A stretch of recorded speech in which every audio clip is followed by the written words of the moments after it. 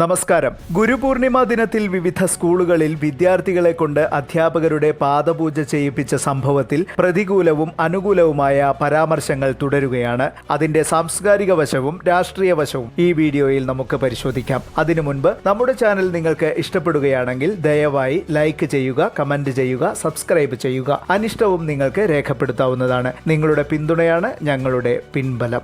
ഭാരതീയ വിദ്യാനികേതന് കീഴിൽ പ്രവർത്തിക്കുന്ന കാസർഗോഡ് ബന്തടുക്ക കക്കച്ചാൽ സരസ്വതി വിദ്യാനികേതൻ, തൃക്കരിപ്പൂർ ചക്രപാണി വിദ്യാമന്ദിരം തുടങ്ങിയ സ്കൂളുകളിൽ ഗുരുപൂർണിമ ദിനത്തിൽ വിദ്യാർത്ഥികൾ അധ്യാപകരുടെ പാദപൂജ ചെയ്തിരുന്നു. ഗുരുപൂർണിമയുടെ ഭാഗമായി കാലങ്ങളായി നടത്തുന്ന ഒരു ആചാരമാണിത്. എന്നാൽ ഇക്കാര്യം സംബന്ധിച്ച ചിത്രങ്ങൾ സാമൂഹ്യ മാധ്യമങ്ങളിൽ പ്രചരിച്ചതോടെ ചിലർ പ്രതിഷേധവുമായി രംഗത്തു വരികയായിരുന്നു. നടപടി അപരിഷ്കൃതമെന്നാണ് വിമർശനം നടത്തുന്നവരുടെ പ്രധാന ആരോപണം. CPM കാസർഗോഡ് ജില്ലാ കമ്മിറ്റിയുടെ വിലയിരുത്തൽ പ്രകാരം സംഭവം പ്രാകൃതമെന്നാണ്. ഡിവൈഎഫ്ഐയുടെ വീക്ഷണത്തിൽ അതൊരു മനുഷ്യാവകാശ ലംഘനമാകുന്നു. വിദ്യാർത്ഥി സംഘടനയായ SFIക്ക് ആ ചടങ്ങ് പരിഷ്കൃത സമൂഹത്തിനേറ്റ അപമാനമാണ്. പാദപൂജ പ്രതിഷേധാർഹമാണെന്നാണ് യൂത്ത് കോൺഗ്രസിന്റെ നിരീക്ഷണം. അപമാനകരമായ പരിപാടിയായാണ് വെൽഫെയർ പാർട്ടിക്ക് ഇത് കാണാനാകുന്നത്. യുക്തിചിന്തയും ശാസ്ത്രബോധവും വളർത്തേണ്ട വിദ്യാലയങ്ങളിൽ ഇത്തരം നടപടി സംഘടിപ്പിക്കുന്നവർക്കെതിരെ നടപടി സ്വീകരിക്കണമെന്നാണ് യുക്തിവാദി സംഘം ജില്ലാ കമ്മിറ്റിയുടെ ആവശ്യം. വിഷയത്തിൽ അടിയന്തര റിപ്പോർട്ട് തേടിയിരിക്കുകയാണ് സംസ്ഥാന വിദ്യാഭ്യാസ വകുപ്പ് മന്ത്രി V. ശിവൻകുട്ടി. ഓരോ നാടിനും ഒരു സംസ്കാരമുണ്ട്. ഭാരതത്തിനും ബൃഹത്തായ ഒരു സംസ്കാരം അവകാശപ്പെടാനുണ്ട്. നാനാത്വത്തിൽ ഏകത്വം എന്ന് പറയുന്ന സങ്കല്പവും അതുതന്നെയാണ് ഉറപ്പു നൽകുന്നത്. വിവിധങ്ങളായ ആചാരാനുഷ്ഠാനങ്ങളുടെ കലവറയാണ് ഭാരതീയ സംസ്കാരം. അതിലൊന്നാണ് ഗുരുപൂർണിമ. മാതാപിതാ ഗുരുദൈവം എന്ന് പഠിപ്പിക്കുന്ന നമ്മുടെ സംസ്കൃതിയിൽ ഗുരുവിന്റെ സ്ഥാനം ദൈവതുല്യമാണ്.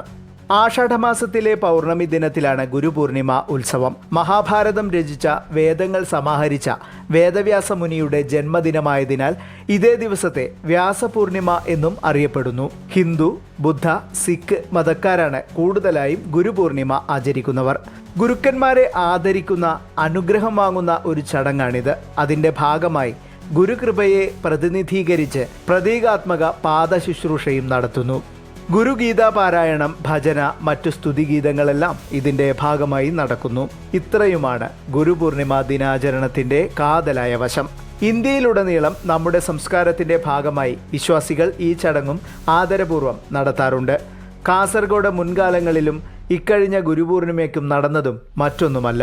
എന്തിലും കക്ഷിരാഷ്ട്രീയം കലർത്തി മതേതരമെന്ന വാക്കിനെ ദുരുപയോഗിച്ച് എന്തൊരു കാര്യത്തെയും ഇകഴ്ത്തി കാണിക്കുന്നത് ഒരു ട്രെൻഡ് പൊളിറ്റിക്കൽ അജണ്ടയാണ്, പ്രത്യേകിച്ച് നമ്മുടെ സംസ്കാരത്തിന്റെ ഭാഗമായ പലതിലും. എന്നാൽ ഇക്കാര്യം കേരളത്തിൽ മാത്രമാണ് ചർച്ചാ വിവാദ വിഷയമാകുന്നത്. പ്രതീകാത്മക പാദപൂജ നടന്നതിനെ വിദ്യാർത്ഥി ബോധത്തിലെ അടിമത്വത്തിനെ സൂചിപ്പിക്കുന്നവർ അക്കാര്യം ആത്മാർത്ഥതയില്ലാതെ പറയുന്ന കാര്യമാണെങ്കിലും അത് ചർച്ച ചെയ്യപ്പെടുമ്പോൾ പൊതുസമൂഹത്തിൽ ഒട്ടേറെ തെറ്റിദ്ധാരണകൾ പരത്താനാണ് ഇടയാക്കുന്നത് എന്ന് മറന്നു പോകരുത്. പ്രാകൃതവും പരിഷ്കൃത സമൂഹത്തെ വെല്ലുവിളിക്കുന്നതും യുക്തിക്ക് നിരക്കാത്തതും അപമാനകരവുമായ നിരവധി ചടങ്ങുകൾ നമ്മുടെ സമൂഹത്തിൽ ശക്തമായി നടക്കുന്നുണ്ട്.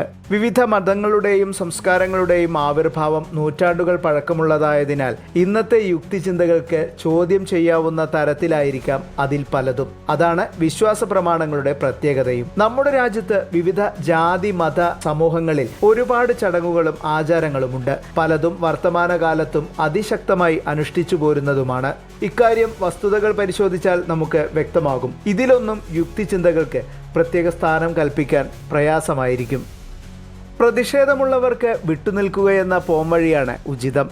കാരണം വിശ്വസിക്കാനും അവിശ്വസിക്കാനും നമ്മുടെ ഭരണഘടന ഉറപ്പു തരുന്നുണ്ട്.